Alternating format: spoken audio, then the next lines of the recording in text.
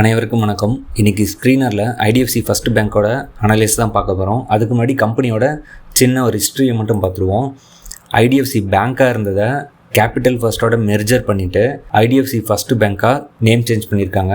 After மெர்ஜருக்கு அப்புறம் IDFC லிமிட்டடாக 1997 தான் create பண்ணியிருக்காங்க. அதிலிருந்து க்ரியேட் ஆனது தான் ஐடிஎஃப்சி பேங்க் 2016. 2005 ஐடிஎஃப்சி லிமிட்டடாக லிஸ்டட் பண்ணிட்டாங்க. அதுலேருந்து டீமெர்ஜ் பண்ணிட்டு ஐடிஎஃப்சி பேங்க்காக 2015 லிஸ்டடாகி ரன் ஆகிட்டு இருந்துச்சு. அதுக்கப்புறம் தான் 2018 கேபிட்டல் ஃபர்ஸ்ட்டோட மெர்ஜர் பண்ணதுக்கப்புறம் நேம் சேஞ்ச் பண்ணி இப்போ நம்ம கரண்ட்டாக பார்த்துட்டு இருக்க ஐடிஎஃப்சி ஃபஸ்ட்டு பேங்க்காக நம்ம இப்போ அனலைஸ் பண்ண போகிறோம். ஓகேங்களா? ஐடிஎஃப்சி ஃபஸ்ட் பேங்க் பார்த்திங்கன்னா மிட் கேப் 100 இருக்கிற ஒரு ஸ்டாக்கு. இப்போ மிட் கேப் 100 பார்த்திங்கன்னா ஆல் டைம் ஹையில் இருக்குது. ஐடிஎஃப்சி ஃபஸ்ட்டு பேங்க்கோட வேறு எந்த பேங்க் நல்லா இருக்குது, இதோட ஃபியூச்சர் எப்படி இருக்கும் என்னங்கிறத எனக்கு தெரிஞ்ச வரையும் நான் எக்ஸ்பிளைன் பண்ணுறேன். கண்டினியூ பண்ணுவோம். மார்க்கெட் கேப் பார்த்திங்கன்னா ஆல்மோஸ்ட் 70,000 கோடி, 69,423 கோடி வச்சுருக்காங்க. கரண்ட் மார்க்கெட் ப்ரைஸ் நம்ம பார்த்த மாதிரி 80 ருபீஸ். நான் இப்போ ரெக்கார்ட் பண்ணுறது June 22. இன்றைக்கே பார்த்திங்கன்னா 2% மேலே இம்ப்ரூவ் ஆகிருக்கு. ஆல் டைம் லோ பார்த்திங்கன்னா 58. நான் இந்த ஸ்டாக்கை ஒரு 10 குவான்டிட்டி வாங்கினது 59 ரூபாவில் வாங்கியிருக்கேன். இப்போ எனக்கு ஒரு 30% மேலே எனக்கு ப்ராஃபிட்டில் இருக்குது. பட் நான் அதை பெருசாக இது பண்ணல. 30% போயிருச்சு அப்படின்லாம். ஏன் அப்படின்னா வர அனலைஸ் வச்சு உங்களுக்கே புரியும் நான் அடுத்து ஆட் பண்ணுவேன்னா இல்லை என்ன பண்ண போகிறேன் அப்படிங்கிறத நான் உங்களுக்கு கண்டிப்பாக சொல்கிறேன். ஸ்டாக் பி பார்த்தீங்கன்னா 42 இருக்குது, ரொம்பவே அதிகமாக இருக்குது. புக் வேல்யூ பார்த்தீங்கன்னா 54. ப்ரைஸ் டு புக்குக்கு 1.45% அதிகமாக ட்ரேட் ஆகிட்டு இருக்குது. 1.5 மடங்கு தான் அட்ராக்டிவாக தான் இருக்குது புக் வேல்யூ வச்சு பார்க்குறப்ப. டிவிடெண்ட் இல்லை 0.32% தராங்க. இந்த ப்ரைஸுக்கு இது ஓகே தான். 0.32ங்கிறது நல்ல ஒரு டிவிடெண்ட் தான். ROCE 5.99 இருக்குது. மற்ற பேங்கிங்கை கம்பேர் பண்ணும்போது சேமாக தான் இருக்குது, ஒன்றும் பிரச்சனை இல்லை. ஓகேங்களா? ROE பார்த்தீங்கன்னா ரொம்பவே கம்மியாக இருக்குது, 3ல் இருக்குது. ரிட்டர்ன் ஆன் ஈக்விட்டி ரொம்ப கம்மியாக இருக்குது. நான் இந்த ஐடிஎஃப்சி ஃபஸ்ட் பேங்கை பார்க்குறப்ப முக்கியமாக கவனிச்சது நம்பர்ஸ் எல்லாமே தலைகீழ இருக்குது. தலைகீழ மீன்ஸ் என்னென்னா மாற்றிருக்கு, அப்படி சொல்லலை, ரொம்பவே கம்மியாக இருக்குது. ஒன்று நெகட்டிவில் இருக்குது. நான் அதை அப்படியே சொல்கிறேன். ஃபேஸ் வேல்யூ 10ல் இருக்குது. இது ரொம்பவே நல்லது. எனக்கு தெரிஞ்சு 2018 தானே ஐடிஎஃப்சி ஃபஸ்ட் பேங்க் மெர்ஜர்லாம் முடிச்சு ரன் ஆகிட்டுருக்கு. நம்பர்ஸ்லாம் எல்லாத்தையும் கரெக்டாக மெயின்டைன் பண்ணிகிட்ருப்பாங்க. அப்போன்னு பார்த்தீங்கன்னா கோவிட் வந்துருச்சு. கோவிடுக்கு அப்புறம் பார்த்தீங்கன்னா 20க்கு அப்புறம் ஒரு 6 ஆல்மோஸ்ட் பார்த்தீங்கன்னா ஐடிஎஃப்சி ஃபஸ்ட் பேங்க் எனக்கு தெரிஞ்சு ஒரு 5 வருஷம் நம்பர்ஸை தான் ஹோல்டு பண்ணிகிட்ருக்கு. அதுக்கு முன்னாடி கோவிடில் எல்லாமே டவுன் ஆச்சு. அதுக்கப்புறமும் ஸ்டாக் மேலே வந்துருச்சு. இப்போதைக்கு ஒரு 5 வருஷம் டேட்டா எப்படி இருக்குன்னு பார்த்தா கூட போதும், நமக்கு அதுலேருந்து இந்த ஸ்டாக்கை பற்றி ஒரு அண்டர்ஸ்டாண்டிங் வந்துடும். என்னை பொறுத்தவரை நான் 5 வருஷம் டேட்டாவை மட்டும் தான் பார்க்குறேன். ப்ரைஸ் டு புக் அதான் சொன்ன மாதிரி 1.45 1.5% அதிகமாக கரண்ட் மார்க்கெட் ப்ரைஸுக்கு ட்ரேட் ஆகிட்டு இருக்கு புக் வேல்யூ. ஓகேங்களா? இபிஎஸ் வந்து 1.90, அதாவது 2 ரூபா கூட இபிஎஸ் இல்லை. லாஸ்ட் ஒரு 3 வருஷத்தில் இபிஎஸ் 20%, ஆல்மோஸ்ட் 20% டவுனில் தான் ரன் ஆகிட்டு இருக்கு. இபிஎஸ் சுத்தமாக சரியில்லை. அப்படியே நீங்கள் டெப்ட் பார்த்தீங்கன்னா லாஸ்ட் ஒரு 5 வருஷத்தில் 1,34,000 கோடி இருந்திருக்கு டெப்ட். அதுதான் கம்பெனி பேங்க்ஸை பொறுத்தவரையும் கடன் தான் அதோட அசட்டு. இப்போ கரண்டாக பார்க்குறப்ப 3,31,000 கோடி அசட்டை பார்த்தீங்கன்னா பெருசாக டெவலப் பண்ணாமல் தான் இருக்காங்க. இன்னும் கொஞ்சம் நல்லா டெவலப் பண்ணும். பட் எனக்கு தெரிஞ்சு இந்த லாஸ்ட் ஒரு 5 வருஷம் தான் நான் இப்போ தான் ஃப்ரெஷ்ஷாக அந்த கம்பெனி இருக்குது. என்னை பொறுத்தவரையும் ஃப்ரெஷ்ஷாக தான் இருக்குது. ஃபேஸ் வேல்யூ இன்னும் உடையவே இல்லை, 10ல் தான் இருக்குது. ஃபேஸ் வேல்யூ 10ல் இருக்கிறப்ப அடுத்து ஸ்டாக்கு ஸ்ப்ளிட்டோ போனஸோ இதெல்லாம் கொடுப்பாங்க. ஸோ இந்த கம்பெனி வந்து ஃப்ரெஷ்ஷாக இருக்குது. ஓகேங்களா? அடுத்து டெப்ட் டு ஈக்விட்டி 7ல் இருக்குது, ரொம்பவே அதிகமாக இருக்குது. 1% கீழே இருக்கணும். பட் பேங்க்ஸ்லாம் பார்த்தீங்கன்னா அதிகமாக தான் இருக்கும் டெப்ட் டு ஈக்விட்டி. ஏன்னா இதில் கடன் அதிகம் இல்லைங்களா? அதனால் நம்பர் ஆஃப் ஈக்விட்டி ஷேர்ஸ் 861. இது கால்குலேஷனுக்கு யூஸ் ஆகும். பிளெட்ஜ் இதுவரையும் எந்த ஒரு ஷேருமே பிளெட்ஜ் பண்ணல, நல்லது. பிஜி ரேஷியோ பார்த்தீங்கன்னா -3.41 இருக்குது, ரொம்பவே நெகட்டிவில் இருக்குது. மற்ற பேங்க்கில் நீங்கள் கம்பேர் பண்ணிங்கன்னா ஒன்றும் இல்லை. ஸ்டேட் பேங்க் பாருங்கள் 1% கீழே இருக்கும். ஹெச்டிஎஃப்சி பாருங்கள் 1% கீழே இருக்கும். ஓகேங்களா? ஆனால் இது வந்து மைனஸில் இருக்குது. இது ரொம்பவே பேட். அதனால தான் சொன்னேன் ஐடிஎஃப்சி ஃபர்ஸ்ட் பேங்க்கோட நம்பர்ஸ் எதுவுமே நம்ம நார்மலாக இதை கன்சிடர் பண்ணுற லெவலில் இருக்கவே இருக்காது. இண்டஸ்ட்ரி பி பார்த்திங்கன்னா 15, பட் 42ல் ஸ்டாக் பி இருக்குது, ரொம்பவே அதிகம். ரிசர்வில் 38,000 கோடி வச்சுருக்காங்க. ஓகே, நல்லது தான். அதனால தான் சொல்கிறேன் ஃப்யூச்சரில் இந்த கம்பெனி நெகட்டிவில் போகுமோ அப்படிங்கிறனால ப்ரைஸ் டு இயர்னிங் க்ரோத் வந்து நெகட்டிவில் இருக்குது. பட் அதை நம்ம பார்ப்போம் என்ன இதுன்ட்டு. ரிட்டர்ன் ஆன் அசெட்டு 1% மேலே இருக்கணும். ரிட்டர்ன் ஆன் அசெட்டும் சுத்தமாக சரியில்லை, 0.44% தான் இருக்குது. இன்ட்ரென்சிக் வேல்யூ பார்த்திங்கன்னா 56ல் இருக்குது. கரண்ட் மார்க்கெட் ப்ரைஸ் 80 ருபீஸ், கொஞ்சம் ஓவர் வேல்யூவாக தான் இருக்குது இன்ட்ரென்சிக் வேல்யூவை கம்பேர் பண்ணும்போது. ஓகேங்களா? மற்ற கம்பெனி எது எடுத்தாலுமே உங்களுக்கு அதிகமாக தான் இருக்கும். பட் பேங்கிங்கில் நீங்கள் ஹெச்டிஎஃப்சி பாருங்கள், சேமாக தான் ரன் ஆகிட்டுருக்கும். இன்ட்ரென்சிக்கும் கரண்ட் மார்க்கெட் ப்ரைஸும் அவ்வளோ டிஃப்ரெண்ட்லாம் இருக்காது. எஸ்பிஐ எடுத்துக்கிட்டிங்கன்னா சேமாக ரன் ஆகிட்ருக்கும், அட்ராக்டிவாக இருக்குது இந்த 2 பேங்க்குமே. ஐடிஎஃப்சி கம்பேர் பண்ணும்போது. நீங்கள் இந்த கரண்ட் மார்க்கெட் ப்ரைஸ் 80 rupeesன்னு பார்க்கும்போது இது ரெண்டுமே ரொம்ப ஹை. பட் வேல்யூ வைஸில் பார்த்தீங்கன்னா ஹெச்டிஎஃப்சியும் எஸ்பிஐயும் தான் நல்லா இருக்குது. ஐடிஎஃப்சி இன்னும் கன்சிடருக்கு வரல. ஓகேங்களா, இப்போ நம்ம சார்ட்டை பார்த்துருவோம். நான் சொன்னேன் இல்லைங்களா 2015 தான் லிஸ்ட் ஆச்சுன்னு சொல்லிட்டு. 2015 நவம்பரில் லிஸ்ட் ஆயிருக்கு. அதுலேருந்து டவுனில் போயிட்டு அதுக்கப்புறம் ஒரு all time high 79, almost 80 rupees இப்போ இருக்கிற கரண்ட் ரேஞ்சுக்கு வந்துட்டு அதுலேருந்து டவுன் ஆனது தான். கோவிட் வரையும் ஃபுல் டவுனு. 20 rupees 18 rupeesலாம் வந்திருக்கு. கோவிடுக்கு அப்புறம் பார்த்தீங்கன்னா தான் பிக்கப் ஆகிருக்கு. லாஸ்ட் ஒரு 5 yearsல பார்ப்போம். 5 yearsல பார்த்தீங்கன்னா ஸ்டாக் ப்ரைஸ் நல்லாவே மூவ்மெண்ட் ஆயிருக்கு. இந்த 5 yearsலாம் ஆல் டைம் ஹை ஒரு 95க்கு வந்திருக்கு, ஆல்மோஸ்ட் 96 rupees. ஓகேங்களா, அதுலேருந்து பார்த்தீங்கன்னா இப்போதைக்கு 80 rupeesல இப்போ மார்க்கெட் நல்லா இல்லாமல் டவுன் ஆச்சு இல்லைங்களா, அதில் இந்த ஸ்டாக்கும் டவுன் ஆகிருக்கு. இப்போ ஒரு நல்ல பிக்கப்பில் இருக்குது. 50 days மூவிங் ஆவரேஜும் 200 days மூவிங் ஆவரேஜும் கட் பண்ணிட்டு நல்ல ஒரு பாசிட்டிவ் ட்ரெண்டில் போயிட்டுருக்கு. ஸ்விங் ட்ரேடுக்கு இதை பண்ணியிருந்தால் நல்லா இருந்திருக்கும். நான் இந்த 60 rupeesல எடுத்தேன். இப்போ எனக்கு 80 ஆல்மோஸ்ட் 30% எனக்கு ப்ராஃபிட்டில் இருக்குது. பட் நான் இதில் மேற்கொண்டு இன்வெஸ்ட் பண்ணுவேன் அப்படின்னா கொஞ்சம் டவுட்டு தான். நம்பர்ஸ்லாம் சேஞ்ச் ஆகணும். பட் மந்த்லி எஸ்ஐபி மாதிரி போடுவேன் அப்படின்னு கேட்டிங்கன்னா கண்டிப்பாக அதுக்கு வேணால் வாய்ப்பு இருக்குது. சின்ன டவுன் வருதுன்னா அதில் நான் யூஸ் பண்ணிக்குவேன். பட் பெருசாக இதில் நான் இன்வெஸ்ட் பண்ணுறதுக்கு ரெடியாக இல்லை. ஏன்னா நம்பர்ஸ் அவ்வளோ வீக்காக இருக்குது. நம்பர்ஸ் சேஞ்ச் ஆகட்டும், கண்டிப்பாக நான் ஒரு அப்டேட் பண்ணுறேன் நம்பர்ஸ் சேஞ்ச் ஆனதுக்கப்புறம். ஸோ நீங்கள் இதில் இன்வெஸ்ட் பண்ண போகிறீங்க அப்படின்னா உங்கள் ஃபினான்ஷியல் அட்வைசரை கேட்டுகிட்டே எந்த ஒரு டிசிஷன் எடுங்க. ஏன்னா நம்பர்ஸ் சரியில்லை, போய் மாட்டிக்காதீங்க. ஓகேங்களா, அடுத்து பார்த்தீங்கன்னா ப்ராஃபிட் அண்ட் லாஸ் பார்ப்போம்.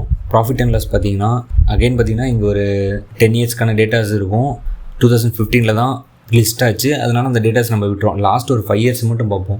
ஆஃப்டர் கோவிட் பார்த்தீங்கன்னா 2021 15,000 கோடியாக இருந்தது, இப்போ 40,000 கோடியாக ரெவன்யூ க்ரோத் நல்லாவே இருக்குது. அடுத்து நெட் ப்ராஃபிட் பார்த்தீங்கன்னா 452 கோடியிலேருந்து இப்போ 1636 கோடியாக டெவலப் ஆயிருக்கு. பட் நடுவில் பார்த்தீங்கன்னா நல்லா பர்ஃபார்ம் பண்ணிட்டு இருந்துச்சு 2023 24.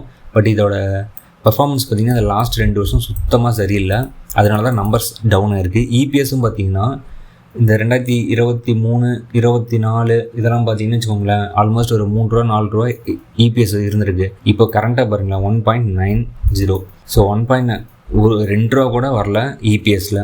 டிவிடெண்ட் ஈல்டு 13% இருக்குது. ஸோ இபிஎஸோட டிவிடெண்ட் ஈல்டு அதிகமாக இருக்குது. கம்பெனியே ஒரு க்ரோத்தை நோக்கி போகவே இல்லை.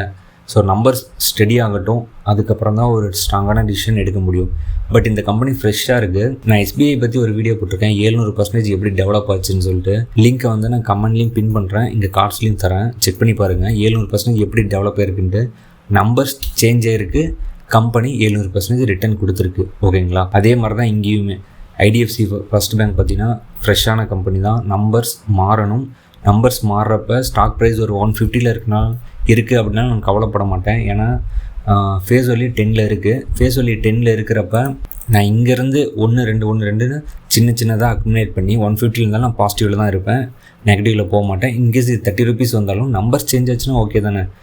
நம்பர்ஸ் சேஞ்ச் ஆச்சுன்னா அங்கேருந்து பிக்கப் ஆக போகுது. ஒரு 100 போனாலும் எனக்கு ப்ராஃபிட் இருக்க போகுது. அதுக்கு மேலே ஸ்டாக் ப்ரைஸ் மூவ் ஆனாலும் லாங் டேர்முக்கு எனக்கு ஓகே தான். ஸ்விங் ட்ரேட் பண்ணுறீங்கன்னா நீங்கள் டெக்னிக்கலை பார்த்து ஸ்விங் ட்ரேட் பண்ணுங்கள். லாங் டேர்ம் பண்ணுறீங்க அப்படின்னா மட்டும் நம்பர்ஸ் சேஞ்ச் ஆச்சுன்னா மட்டும் கன்சிடர் பண்ணுறதை நான் பாருங்கள். ஓகேங்களா, ப்ராஃபிட் அண்ட் லாஸ் பார்த்தாச்சு. நெட் ப்ராஃபிட் இந்த லாஸ்ட் 2 year மட்டும் டவுன் ஆகிருக்கு. இபிஎஸ் டெவலப் பண்ணணும் கண்டிப்பாக. அடுத்து ஷேர் ஹோல்டிங் பேட்டர்ன் பார்த்துருவோம். ஷேர் ஹோல்டிங் பேட்டர்ன் பார்த்தீங்கன்னா ரொம்பவே இன்ட்ரெஸ்டிங்கான ஒரு டேட்டா இது. ஏன் அப்படி சொல்கிறேன் அப்படின்னா எஃப்ஐஎஸ் பாருங்கள், இந்த லாஸ்ட் ஒரு 5 yearsல பார்த்தீங்கன்னா 11%. 2021 எடுத்துக்குவோம். 2021 11%, ஆல்மோஸ்ட் 12%லேருந்து இப்போ 36%. நீங்கள் போன வருஷத்துக்கு இந்த வருஷத்துக்கும் 10% மேலே இம்ப்ரூவ் பண்ணியிருக்காங்க. அதுக்கு தகுந்த மாதிரி ஸ்டாக் ப்ரைஸும் நல்லா டெவலப் ஆகுது. இப்போ ரீசெண்டாக கூட ஒரு ஸ்கேம் வந்துச்சு ஐடிஎஃப்சி பேங்க்கில். ஒரு 600-700 கோடி ஸ்கேம் பண்ணியிருந்தாங்க. அதில் ஒர்க் பண்ணுற எம்ப்ளாயீஸ் அது ரெட்டிஃபை ஆகி அந்த அமௌண்ட்டு பேங்க்குக்கு ரிட்டர்ன் வந்தாலும் ஒரு பாசிட்டிவ் தான். பட் எஃப்ஐஎஸ் ஏதோ ஒரு பாசிட்டிவ் பார்த்துருக்காங்க. அதனால தான் இந்த போன வருஷத்துக்கு இந்த வருஷத்துக்கும் 10% இம்ப்ரூவ் ஆகிருக்கு. பட் டிஐஸ் பார்த்திங்கன்னா அவ்வளோ ஒன்றும் ஃபோக்கஸ்டாக இல்லை. 19%லேருந்து இப்போ 22% பட் இன்க்ரீஸ் ஆகிருக்கு. கவர்மெண்ட் 9லேருந்து 7 கம்மி பண்ணியிருக்காங்க. எஃப்ஐஎஸும் பார்த்திங்கன்னா 45லேருந்து அப்படியே செல் பண்ணிட்டாங்க. என்ன நினச்சாங்கன்னு தெரியல, 10%க்கு மேலே ஃபுல்லாக செல் பண்ணியிருக்காங்க. ஸோ ஷேர் ஹோல்டிங் பேட்டர்ன் பார்த்திங்கன்னா இந்த ரேஞ்சில் தான் இருக்குது. எஃப்ஐஎஸ் டிஐஸ் ஒரு ஹோப் வச்சுருக்காங்க. இதுக்கப்புறம் இதோட டேட்டாஸ் எப்படி மாறுதுன்னு நம்ம செக் பண்ணி பார்ப்போம். ஓகேங்களா, இவ்வளோ நேரம் நம்ம வந்து ஸ்க்ரீனில் இருக்க டேட்டாஸை செக் பண்ணியிருப்போம். இப்போ நம்ம வந்து ஐடிஎஃப்சி ஃபர்ஸ்ட் பேங்க்கோட கீ ஃபினான்ஷியல் ரேஷியோஸ், அதாவது Q4 ரிசல்ட்டில் வந்த அஃபிஷியலாக அவங்க கொடுத்த டேட்டாஸை செக் பண்ணிடுவோம். இது ரொம்பவே முக்கியம். அந்த கம்பெனி ஸ்டேபிளாக இருக்கா, நல்லா பேலன்ஸ்டாக சஸ்டெயின் பண்ணி ரன் பண்ணிட்டுருக்காங்களா அப்படிங்கிறதுக்கு. இந்த ரைட் சைடு இருக்கிறது பார்த்தீங்கன்னா ரேஷியோஸ். இந்த ரேஷியோஸை பேங்க் கரெக்டாக ஃபாலோ பண்ணுது அப்படின்னா பேங்க் ஸ்டேபிளாக சஸ்டெயினாக ரன் பண்ணிகிட்ருக்காங்க, நல்லா இருக்குது அப்படிங்கிறது மீனிங். ஓகேங்களா? லெஃப்ட் சைடு இருக்கிறது உங்களுக்கு தெரிஞ்சது ஐடிஎஃப்சி ஃபர்ஸ்ட் பேங்கோட Q4 ரிசல்ட்டில் வந்து ரீசெண்டாக வந்த டேட்டாஸ் செக் பண்ணிடுவோம். CA ratio, capital adequacy ratio 15% மேலே இருக்குது. அதாவது 12% மேலே இருக்கணும் RBI கைட்லைன்ஸ் படி. அப்போ 15% மேலே இருக்குது. எவ்வளோ பெரிய ஷாக் வந்தாலும் பேங்க்கால் அப்சர்வ் பண்ண முடியும், ஸ்டேபிளாக இருக்குது அப்படிங்கிறத CA ரேஷியோ மீன் பண்ணுது. அடுத்து cross NPA, net NPA, PCR ratio. அது கூட பார்த்திங்கன்னா ஸ்லிப்பேஜ் ரேஷியோ சேர்க்கணும். நான் இந்த 3 முடிச்சுட்டு அடுத்து ஸ்லிப்பேஜ் ரேஷியோ வரேன். கிராஸ் NPA 3% கீழே இருக்கணும், 1.61 இருக்குது, நல்லா இருக்குது. நெட் NPA 1% கீழே இருக்கணும், 0.5 கீழேயே இருக்குது, ரொம்பவே குட். PCR ரேஷியோ பார்த்திங்கன்னா 70% அபோவ் இருக்கணும், 70% இருக்குது. இது ஏன் அப்படின்னா ஸ்லிப்பேஜ் ரேஷியோ 2.60 இருக்குது, பல மடங்கு அதிகமாக இருக்குது. ஸ்லிப்பேஜ் ரேஷியோனா நல்ல கடன் எல்லாமே வாரா கடனாக மாறுற ரேஷியோ. அது பார்த்திங்கன்னா நிறைய வாரா கடனாக மாறிட்டுருக்கு. அந்த வாரா கடன் கிராஸ் NPAல ஜாயின் ஆகும். கிராஸ் NPAவை PCR ரேஷியோ வச்சு கவர் பண்ணுவாங்க. கவர் பண்ணதுக்கப்புறம் தான் நெட் NPA வரும். ஸோ இது எல்லாமே இன்டர்லிங்க் தான். அப்போ ஸ்லிப்பேஜ் ரேஷியோ பல மடங்கு அதிகமாக இருக்குது. நம்ம ரொம்பவே கவனமாக இருக்கணும் இந்த ஸ்லிப்பேஜ் ரேஷியோவில். இது கம்மிங் குவார்ட்டர்ஸில் டவுன் ஆகுதான் நம்ம பார்க்கணும். டவுன் மீன்ஸ் என்னென்னா ஸ்லிப்பேஜ் ரேஷியோ பாசிட்டிவ் மாறுதான்னு பார்க்கணும். எனக்கு தெரிஞ்சு இப்போ 2.6 இருக்கா, அடுத்து ஒரு 1.5 ஒரு 1% டவுன் பண்ணால் ஓகே. அப்போ இந்த PCR ரேஷியோ மற்ற 2 NPA வந்து நல்லா தான் இருக்கும். ஓகேங்களா? அப்போ இந்த ஸ்லிப்பேஜ் ரேஷியோவில் நீங்கள் ஒரு கண்ணு வைங்க. அடுத்து Q4 ரிசல்ட்டில் கண்டிப்பாக நானும் அதை அனலைஸ் பண்ணி போடுறேன். ஓகேங்களா? அடுத்து நெட் இன்ட்ரெஸ்ட் மார்ஜின் NIM பார்த்தீங்கன்னா 3 to 4% இருக்கணும். இதில் 6% இருக்குது, ஆல்மோஸ்ட் 6%. இது எதை மீன் பண்ணுதுன்னா, நான் செக் பண்ணி பார்த்த வரையும் ஐடிஎஃப்சி ஃபர்ஸ்ட் பேங்க்கில் இன்ட்ரெஸ்ட்டு பார்த்திங்கன்னா FDக்கு அதிகமாக தராங்க, 7% வருது. மற்ற பேங்க்லாம் 6.5 தரப்போ ஐடிஎஃப்சி ஃபர்ஸ்ட் பேங்க்கில் இன்ட்ரெஸ்ட் ரேட் வந்து ரொம்பவே அதிகமாக இருக்குது.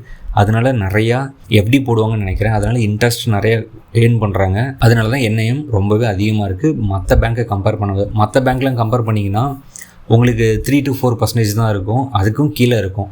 NIM மற்ற பேங்க்கை கம்பேர் பண்ணும்போது ஐடிஎஃப்சி ஃபர்ஸ்ட் பேங்க்கில் ரொம்பவே அதிகமாக இருக்குது, ரொம்பவே நல்லது. இன்கம் ஈஸியாக ஜென்ரேட் பண்ணுறாங்க மார்ஜின் மூலிமா, நெட் இன்ட்ரெஸ்ட்டு மார்ஜின் மூலிமா. அடுத்து காஷா ரேஷியோ 50%, ஆல்மோஸ்ட் 50%, 40%க்கு மேலே இருந்தாவே நல்லது. நீங்கள் மற்ற பேங்க்லாம் செக் பண்ணிங்கன்னா 38, 39% தான் இருக்கும். இதுவரையும் நான் 3 பேங்க் அனலைஸ் பண்ணி போட்டிருக்கேன், HDFC, SBI, ICICI பேங்க். எதுலேயுமே 40% தாண்டது கிடையாது. பட் ஐடிஎஃப்சி ஃபர்ஸ்ட் பேங்க்கில் 40%க்கு மேலேயும் 50% இருக்குது. ஏன் அப்படின்னா இன்ட்ரெஸ்ட் அதிகமாக தராங்க. அந்த வட்டிக்காக பார்த்தீங்கன்னா இதில் பொதுமக்கள் நிறைய ஆர்வம் காட்டி டெபாசிட் பண்ணுறதுக்கு வாய்ப்பு இருக்குது. அதனால் current account, savings account ratio பார்த்திங்கன்னா ஹையராக இருக்குது. CD ரேஷியோ பார்த்திங்கன்னா 75 to 85% இருக்கணும். இங்கே 95% பக்கமாக இருக்குது, ரொம்பவே ஹையராக இருக்குது. இது ஏன் அப்படின்னா கிரெடிட் அண்ட் டெபாசிட் ரேஷியோ. நம்ம இப்போ பேங்க்கில் டெபாசிட் பண்ணுறோம் இல்லைங்களா, டெபாசிட் பண்ணிடுவோம், அதை அவங்க கிரெடிட்டாக வெளில கொடுப்பாங்க. அதாவது கிரெடிட்னா என்ன, லோனாக வெளில கொடுப்பாங்க. அப்படி பார்த்திங்கன்னா 100%ல் அவங்க ஒரு 85 பிலோக்கு வச்சுருந்தா மட்டும்தான் இப்போ டக்குன்னு அக்கௌண்ட்டை க்ளோஸ் பண்ணுறோம் அப்படின்னா அவங்களால லிக்விடேட் பண்ணி நமக்கு அமௌண்ட்டை செட்டில் பண்ண முடியும். அப்போ அந்த ரிஸ்க்கை ஐடிஎஃப்சி ஃபர்ஸ்ட் பேங்க் ரொம்பவே ஹையராக வச்சுருக்காங்க. ஸோ இந்த செக் பாயிண்ட்டையும் நம்ம கண்டிப்பாக மானிட்டர் பண்ணி ஆகணும், கம்மிங் குவார்ட்டர்ஸில் கம்மி பண்ணுறாங்க இல்லையா அப்படின்ட்டு. ரிட்டர்ன் ஆன் அசெட், அவங்க அசெட்டை வச்சு அவங்க 1%க்கு மேலே கூட ஏர்ன் பண்ணலைங்க. அப்போ அவங்களோட ப்ராஃபிட் அண்ட் லாஸில் இது ரொம்பவே இம்பேக்ட் பண்ணும், அவங்களோட சேஃப்டியும் இது பெருசாகவே இம்பேக்ட் பண்ணும். 1%க்கு மேலே டெவலப் பண்ணால் நல்லாயிருக்கும். ஸோ இப்போ இந்த டேட்டாஸ் எல்லாமே உங்களுக்கு புரிஞ்சிருக்குன்னு நினைக்கிறேன். நமக்கு தெரிஞ்சு ஸ்லிப்பேஜ் ரேஷியோ 1% கீழே இருக்கணும், எனக்கு தெரிஞ்சு 0.5 இருந்தால் நல்லது. இந்த ரேஷியோவை கம்மிங் டேஸில் எப்படி இருக்குன்னு செக் பண்ணிக்கலாம். CD ரேஷியோவும் ஒரு 80 கீழே கொண்டு வந்துட்டாங்கன்னா ரொம்பவே நல்லாயிருக்கும். ROI, ரிட்டர்ன் ஆன் அசெட்டும் 1%க்கு மேலே கொண்டு போனாங்கன்னா சூப்பர். மற்றபடி நம்பர்ஸ் எல்லாமே நல்லா தாங்க இருக்குது. ஸோ இதனால தான் இன்வெஸ்டரில் பார்த்தீங்கன்னா FISம் DISம் ஏதோ ஒரு நோட் பண்ணியிருக்காங்க. அதனால தான் இவ்வளோ இம்ப்ரூவ் ஆகிருக்கு. நம்ம செக் பண்ணி பார்ப்போம், நம்மளும் மிஸ் பண்ணிடக்கூடாது. பெரிய பெரிய இன்வெஸ்டர் கூட நம்ம சேர்ந்து நம்மளும் ட்ராவல் பண்ணணும்னு சொல்லுவாங்க இல்லைங்களா, இவங்க ஏதோ மானிட்டர் பண்ணியிருக்காங்க, அதனால தான் இவ்வளோ இம்ப்ரூவ் ஆகிருக்கு. குவார்ட்டர் அண்ட் குவார்ட்டரும் பாருங்கள் அப்படியே மெயின்டைன் பண்ணுறாங்க, இன்னும் இம்ப்ரூவ் தான் பண்ணியிருக்காங்க. FIS மட்டும் கொஞ்சம் செல் பண்ணியிருக்காங்க, தெரிஞ்சது தானே. இப்போ இந்தியன் மார்க்கெட்டில் கொஞ்சம் செல் பண்ணியிருக்காங்க, அதனால பர்சன்டேஜ் கம்மியாக இருக்குது. பட் DIS பை பண்ணியிருக்காங்க, பட் ஓவராலாக பர்சன்டேஜ் மெயின்டைன் ஆகுது. ஐடிஎஃப்சி ஃபர்ஸ்ட் பேங்க்கில் என்னோடய பொசிஷன் என்னவாக இருக்கும் அப்படின்னா, இப்போதைக்கு ஒரு 10 குவான்டிட்டி வாங்கி வச்சுருக்கேன். நம்பர்ஸ் நல்லா இருந்துச்சுன்னா ஃபர்தராக நான் உங்களுக்கும் அப்டேட் பண்ணுறேன். நான் நம்பர்ஸ் நல்லா ஆனதுக்கப்புறம் தான் இன்னும் ஃபர்தராக குவான்டிட்டி ஆட் பண்ணுவேன். ஏன்னா கம்பெனி ஃப்ரெஷ்ஷாக இருக்குது, டிவிடெண்ட்டு, ஸ்ப்ளிட்டு, போனஸு இதெல்லாம் கொடுக்கறதுக்கு வாய்ப்பு இருக்குது. இன்னும் கொஞ்சம் கம்பெனி டெவலப் ஆகும். ஆல்ரெடி டெவலப் ஆன கம்பெனிலேருந்து இது இப்போ ஃப்ரெஷ்ஷாக இருக்குது, மிட் கேப்பில் இருக்குது. நாளைக்கு இது டெவலப் ஆகி ஒரு லார்ஜ் கேப்புக்கு வர டைமில் ஷேர் ப்ரைஸ் பார்த்திங்கன்னா இங்கேருந்து ஒரு 2-3 மடங்கு அதிகமாக இருந்துச்சுன்னா அது கூட சேர்ந்து நம்மளும் ட்ராவல் பண்ணோம் இல்லைங்களா? அதனால தான். பட் நம்பர்ஸ் நல்லா இல்லாமல் இன்வெஸ்ட் பண்ணிட்டு இங்கேருந்து ஒரு 30-40 ருபீஸ்க்கோ வந்துச்சுன்னா டைம் வேஸ்ட்டு தான் நமக்கு. இதுக்கு நான் HDFC பேங்க்லேயே இன்வெஸ்ட் பண்ணிட்டு போயிடுவேன். அதில் எனக்கு ரிட்டர்ன்ஸ் நல்லா, பேங்க் நல்லா தான் பர்ஃபார்ம் பண்ணுது. நான் அனலைஸ் பண்ணி வீடியோவும் போட்டிருக்கேன், அதையும் செக் பண்ணி பாருங்கள். நம்பர்ஸ் நல்லா இருக்குது, அட்ராக்டிவாக இருக்குது. பட் இந்த ஒரு ரேலி நம்ம மிஸ் பண்ணிடக்கூடாது அப்படிங்கிறதுக்காக தான் இதில் கொஞ்சம் கொஞ்சமாக வாங்குகிறேன். அடுத்து வர குவார்ட்டர்லி ரிசல்ட்லாம் பார்த்திங்கன்னா நம்பர்ஸ் நல்லா இருந்துச்சுன்னா ஃபர்தராக இன்னும் கொஞ்சம் குவான்டிட்டி ஆட் பண்ணுவேன். ஸோ நான் சொல்கிறேங்கிறதுக்காக நீங்கள் ஒரு எந்த ஒரு டிசிஷனும் எடுக்காதீங்க. நான் நம்பர்ஸை மட்டும் தான் ஷேர் பண்ணியிருக்கேன் ஒரு எஜுகேஷனல் பர்பஸ்க்காக. உங்களோட ஃபினான்ஷியல் அட்வைஸரை கேட்டுட்டு நீங்கள் எந்த ஒரு டிசிஷன் எடுங்க. இதுவரையும் டிஸ்கஸ் பண்ணது உங்களுக்கு எல்லாமே புரிஞ்சிருக்குன்னு நினைக்கிறேன். இவ்வளோ நேரம் பார்த்துட்டு இருந்தீங்க, ரொம்ப நன்றி. சேனலை சப்ஸ்கிரைப் பண்ணிக்கோங்க, வீடியோ லைக் பண்ணிக்கோங்க ஃபார் டெய்லி அப்டேட்ஸ். தேங்க்யூ.